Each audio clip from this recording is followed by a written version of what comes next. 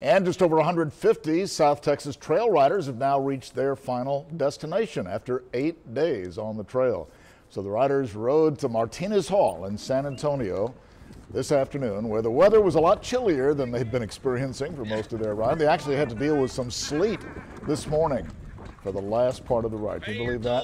But lots of happy emotions on display today as riders, in many cases from all over the country, were congratulating each other and making plans to see each other for next year. Tomorrow night, the trail boss and 8 other top officials of this year's ride will get to the parade.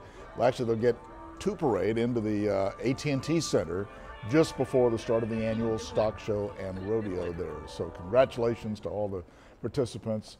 I'm sure they had a great time, but they're bundled up this morning because it was kind of raw. They better be. Yeah.